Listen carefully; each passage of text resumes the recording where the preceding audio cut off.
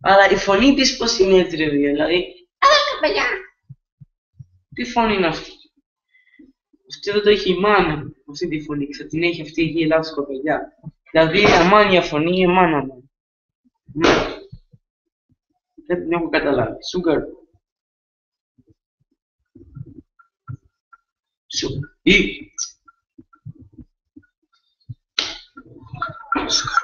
Ή όχι εδώ. Ναι. Στο λάστιχο. Γιατί πάει στο... Εδώ είναι το λάστιχο και πάει έτσι. Sugar boy. Fuck you sugar boy, ξανά. Έκανα μου ότι είναι. Μάνα. Ή αυτό το κορίτσι ρε παιδιά έχει μια απέσια φωνή.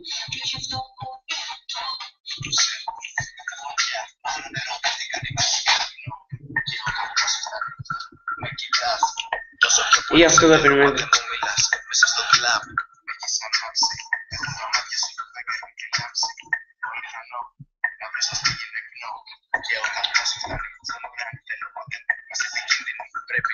Κοίτα.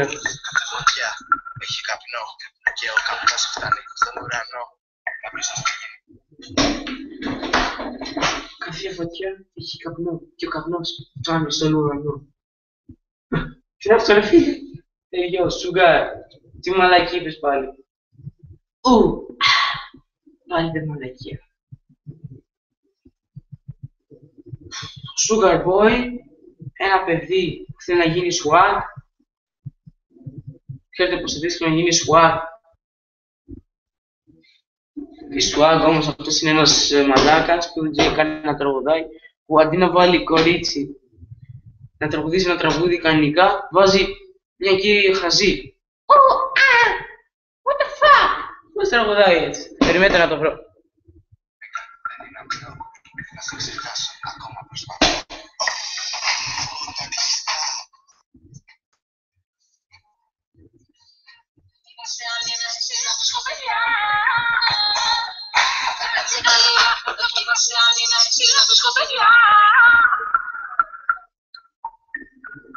Αυτό ρε παιδιά, έχει μια πέσια φωνή, δηλαδή ούτε εγώ δεν την έχω αυτή τη φωνή.